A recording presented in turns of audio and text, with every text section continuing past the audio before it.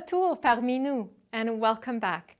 Our first set of concurrent sessions focuses on how COVID-19 has impacted various sectors and how we can work together to support recovery. The tourism industry is stronger together. Merci de nous joindre à nous pour cette séance de débriefage sectoriel. Nous sommes heureux de présenter cet ensemble de séances simultanées qui mettront l'accent sur les répercussions de la COVID-19 sur chaque secteur ainsi que sur la façon dont nous pouvons travailler ensemble pour soutenir la relance. We are very grateful to the Toronto Star for sponsoring these sector debriefs. Bonne séance, and I'll see you again at 12:45.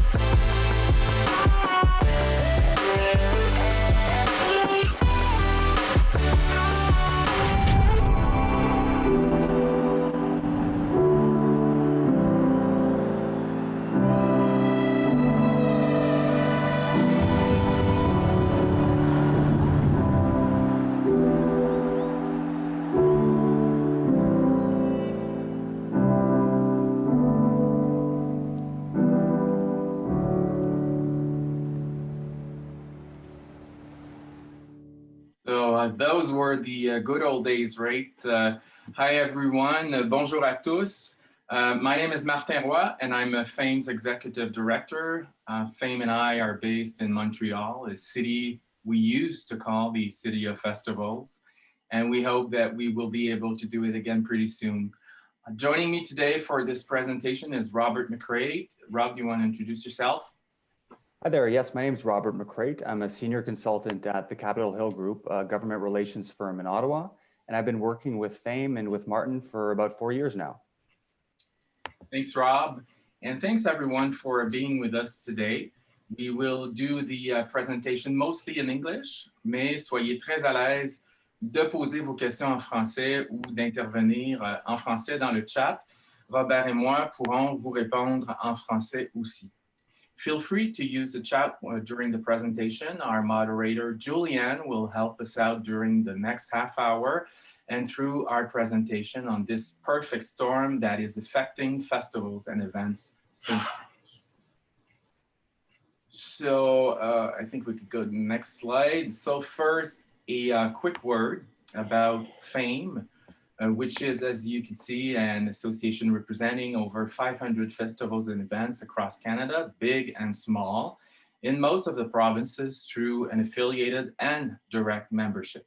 Our coalition works closely with le regroupement des événements majeurs internationaux in Quebec. REMI encompasses some 30 major events in the province. And we also work closely with some provincial and regional associations throughout Canada. And namely, they are in Ottawa, the Ottawa Festival Network. In Quebec, Événements Attraction Québec used to be known as Festival et Événements Québec. And also in the Atlantic Presenters Association and Event Atlantic. Otherwise, as you can see on the map, we can count on active members in BC, Alberta, Manitoba, Ontario, New Brunswick, and Quebec. I want to take the occasion to say hi to all FAME members, representatives that are online today. So this is our menu for now. We will see why COVID-19 is the perfect storm for our sector. What is the reality on the ground as we speak, We will ask ourselves, when will the storm subside? Number 4, we will talk about the government support, which is indeed critical. And finally, we will explore how to ride out the storm or how to survive for another little while. It's because they are both hyper-social and hyper-seasonal that festivals and events find themselves highly impacted. We've heard it for months now. We were the first to be shut down and we will be the last to recover, at least in the form we used to have. I also want to emphasize on our financial reality. We usually hold our events during a period of 3 to 10 days, and that also means that most of our revenues are generated during this short period of time. For anyone who's been in the business, we know that bad weather can have a terrible impact on our activities and finance, but this time we're talking about the perfect storm. Let's get a bit deeper in this financial reality. What we are showing you is the typical revenue structure of a festival, I'd say a large festival to be more accurate. And this was part of a study we conducted a few years ago with KPMG. We know that subsidies and the percentage they represent vary quite much depending on the jurisdiction, city, province, etc., and also on the size of the event. But here we have a total of 16.7% that are grants, and we have almost a third of revenues that come from private sector sponsorships. The actual crisis brought to almost zero the autonomous revenues that used to be ours, leaving us with roughly 20% of our revenues. And that would be a combination of 75 to 100% of subsidies, plus a part of sponsorship that, thank God, accepted to stay in, although our in-person events had to be canceled for the most part. Now, as far as the cost structure is concerned, the reality is that a lot of money was already spent in March when COVID arrived, especially in the case of events that were planning to open in May, June, and even in July. Events were basically spending normally since September or October 2019. So, of course, they put their 2 feet on the brake, but damage was already done. And some events had to honor their deals with providers, or at least some part of them, and they just couldn't cancel everything. The fact is also that, as you can see, salaries and general administration represent both combined a third of the cost structure, which exceeds, quite frankly, the 20% of revenues that we've talked about in our last slide. This is very important and explains why we are such in a difficult position right now and why deficits can be so important in many, many cases. I'll pass it on to Robert for our next session, which is about the reality on the ground and contains data from a survey we have conducted recently. But I want to thank first our friends at the Ottawa Festival Network with whom we've created this survey that we are about to share with you. So Rob? Thanks, Martin. So if we can move to the next slide. So yes, this summary of the reality right now for the event sector is based on a survey that was conducted this past August, and it got responses from over 100 event organizations from across Canada. And for perspective, the organizations who responded to the survey together represent a cumulative revenue of $277 million per year and audiences of 14 million people per year in normal times. And next. So the first main finding from the survey is, unsurprisingly, that festivals are building up daunting deficits. And we estimate that Canada-wide, we're looking at about $150 million in deficits across the sector. And the big issue here is that, as Martin mentioned, festivals are mostly nonprofits that spend year-round, but generate most of their revenues over the span of 3 to 10 days of the year. And of course, they missed out on those revenues this year. So being in deficit is going to make recovery pretty challenging for a lot of events. The second main finding is that without government intervention to help reduce these deficits and stimulate a recovery for the sector, 2/3 of festivals don't know if they're going to be able to come back next year, or they're certain that they won't be able to come back next year. And this would be a big blow to many communities across Canada that count on their local events, not only as economic and touristic drivers, but also as something to look forward to every year. And this is especially the case now when everyone is feeling the isolating effects of lockdowns. The third main finding is that sponsorships, which account for up to a third of a festival's revenue in normal times, are disappearing for obvious reasons.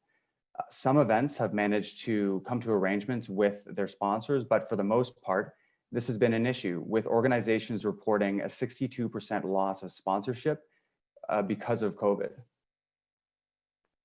The fourth main finding is that we're seeing widespread job losses across the event sector, with 2/3 of organizations reporting that they've had to lay off staff or reduce employee hours. And for perspective, there was an average 50% reduction in the workforce of the organizations that have had to lay off staff. On the positive side, the fifth main finding is that over half of the respondents have been able to benefit from some of the government programs that have already been introduced, like the wage subsidy. But this government support needs to continue because it's critical to festival survival. And finally, we also asked organizations what the determining factors would be for a return to in-person activities. And some of those big factors were the continuation of sponsorship agreements for one, being able to afford the increased costs associated with putting on COVID-proof activities and implementing new health and safety measures is another one.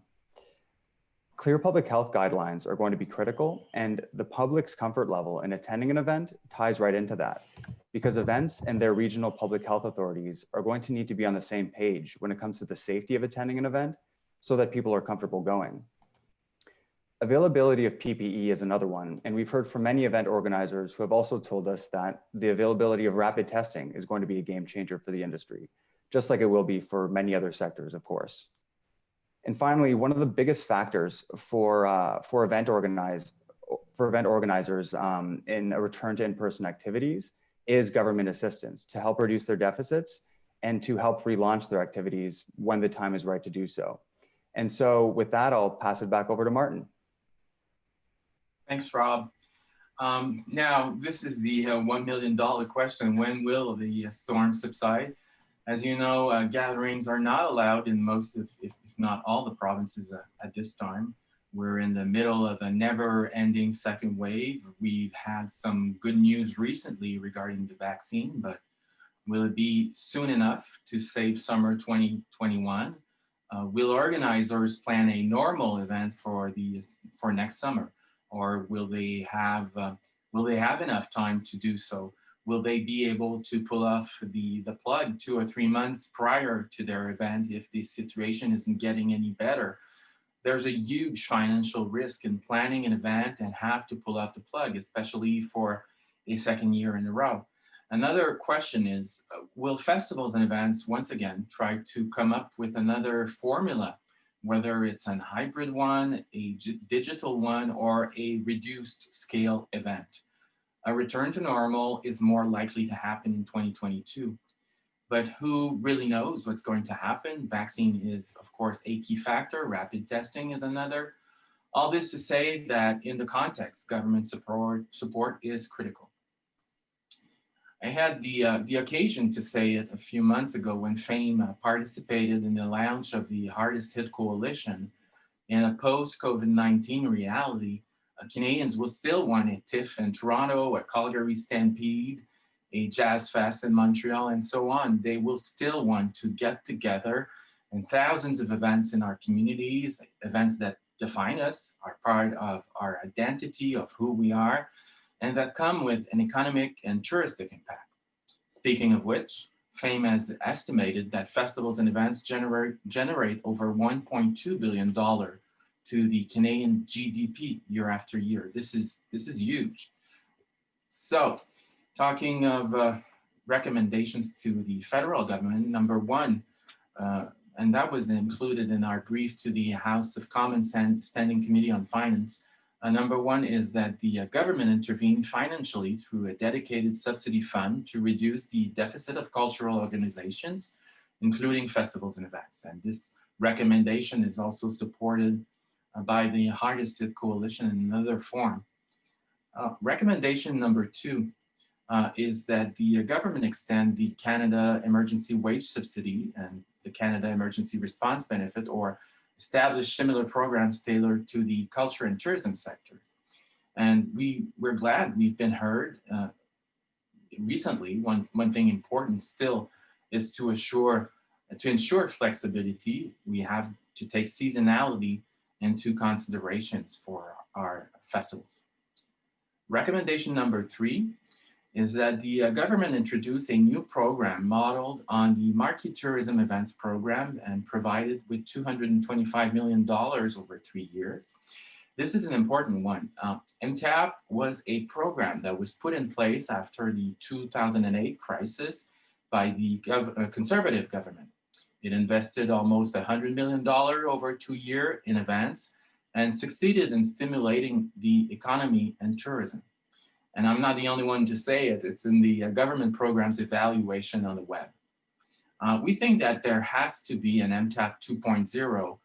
We've suggested 3 times $75 million over 3 years for a total of $225 million. And what we like about this idea is that by helping our sector, festival and events, you indirectly help our restaurants and hotels. We know that a third of festival goers' expenses are made in restaurants and a quarter in hotels, 2 other sectors that are the hardest hit right now.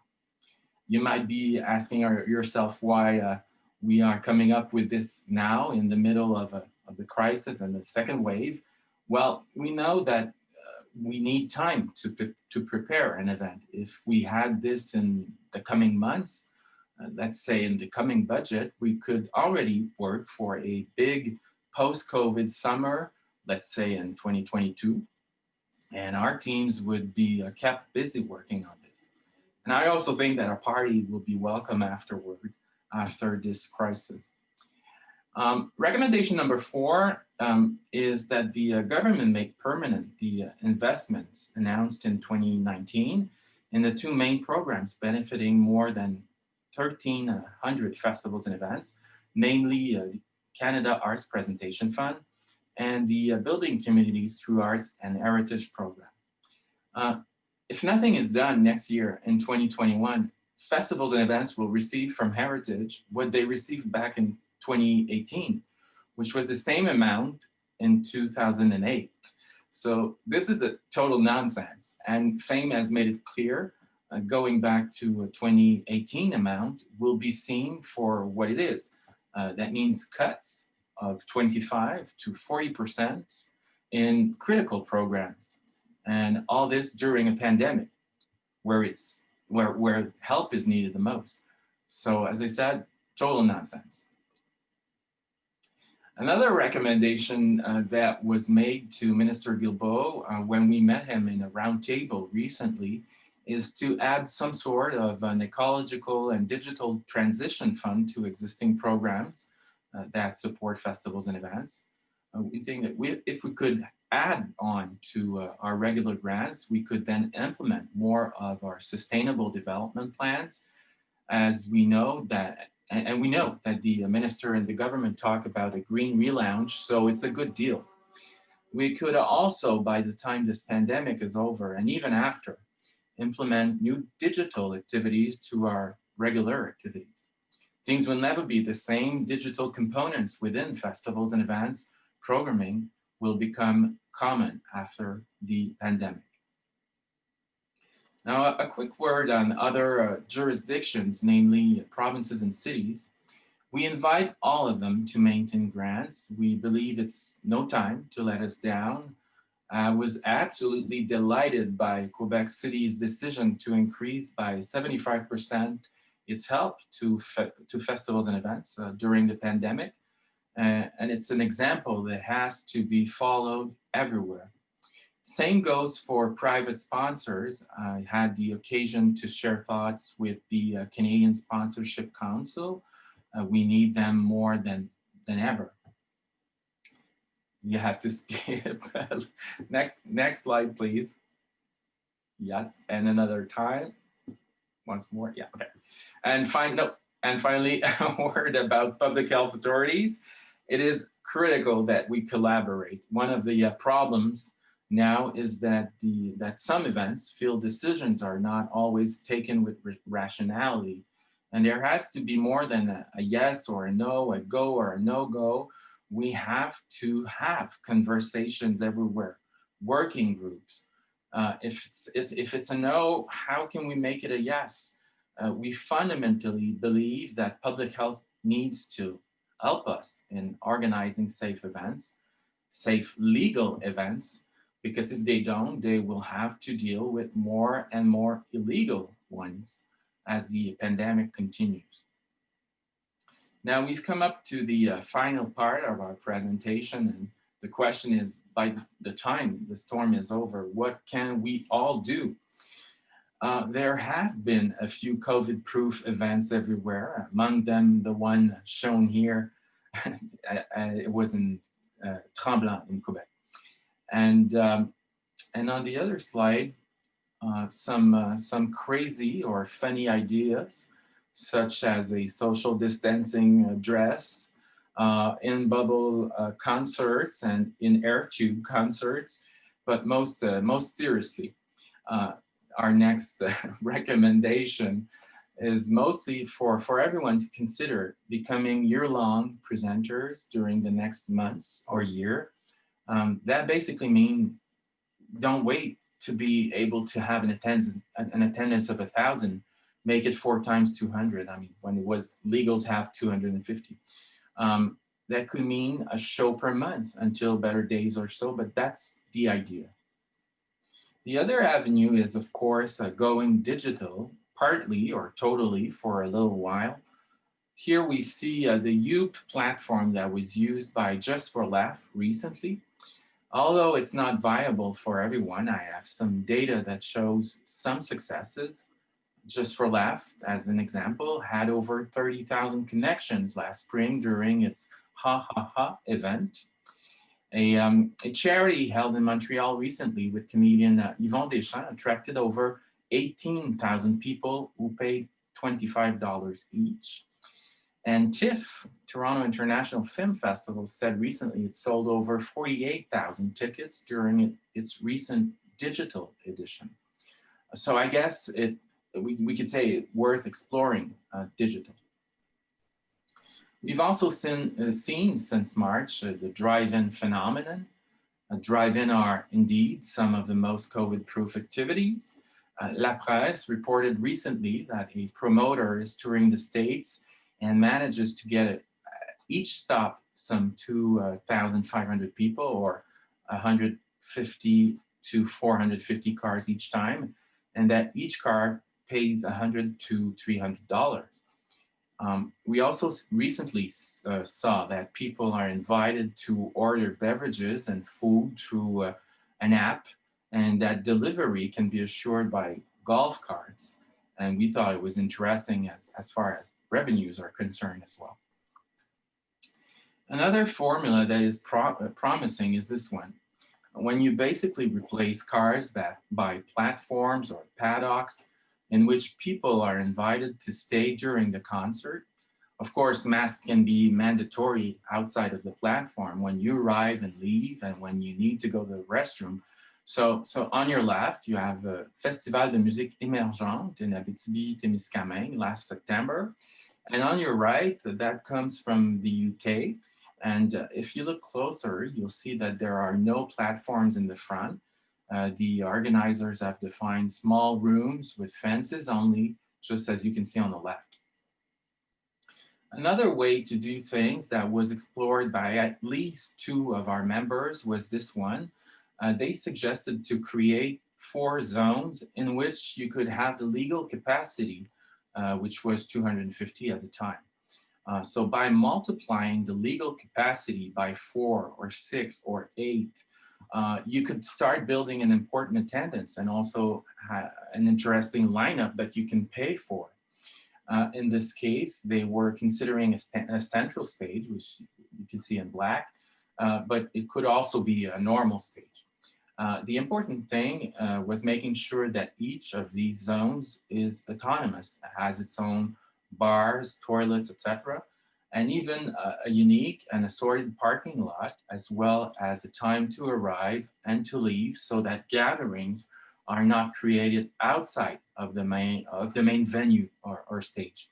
And I insist those original ideas need to be discussed with public health authorities. In this case, this precise graphic that was submitted was accepted by local public health representatives, but not at the provincial level. And there was no way to discuss improvements and, let's say, the reasoning why it was a no-go. And finally, some events have managed to take festival goers' temperature. It's a start, but eventually what we need to count on is rapid COVID-19 testing. It would definitively be a game changer, not only in our industry, but in restaurants and airports and elsewhere. And we've seen some experiences recently in airports. We think that we could, for a while, double our security check by a sanitary check, and that would allow festivals and events to regain some sort of normality. So here it is for now. I guess we do have a few minutes for questions and comments. So I'll turn it to Rob and Julian. Yeah, so it looks like we have quite a few comments coming in, a few less questions. From Jenny, we have the following comment: not-for-profit groups in Eastern Manitoba are doing pop-up drive-in movies and drive-by fall suppers, which are all sold out. Thanks, Jenny. Pratyusha shared that there was a rooftop music concert held in Regina, and looking at it now, this was in August. Very cool. Craig has shared that Tourism Abbotsford hosted an outdoor concert series on local farms during the summer. So yeah, clearly the sector is stepping up in terms of, innovative new ideas to weather the storm, so to speak. Martin, did you have any comments on any of those? No, I'm having a look on the comments, and I think they're quite interesting. If anybody after the presentation want to reach us, it's kind of easy. You'll find us on the web, Fame Festival and Major Events, and eventually, if you need to do something, whatever you want to ask us questions or comments afterwards, it's also possible. We did have one question come in from Mike there, Martin. Do you think government will fund rapid testing for our industry? Your guess is as good as mine, but of course, as we mentioned, the new health and safety measures because of COVID are going to be costly. So that certainly factors into, our advocacy when we speak with government. Yeah, not much to add to this one, but yeah, that's for sure. I mean, eventually, is rapid testing going to be everywhere? And if so, I guess that the cost of rapid testing will go down if you have to take a rapid test in restaurants and airports and festivals. We'll have to see if it's possible for the organizer to pay for it, but eventually, I mean, people will probably be. I guess people will be keen to do it. I mean, they will certainly want to go back to a festival and an event, and if rapid testing is the key, then so be it, I guess. And so with that, I think we've got to wrap it up, Martin. But yes, everyone, as Martin said, please feel free to reach out to us if you have any additional questions. And thank you for your time today. Thanks, everyone. Merci de votre participation. Le congrès touristique virtuel de l'AITC de cette année est financé par le Fonds pour les expériences canadiennes en partenariat avec le gouvernement du Canada. Thank you for joining us. This year's virtual TIAC Tourism Congress is funded through the Canadian Experiences Fund in partnership with the Government of Canada.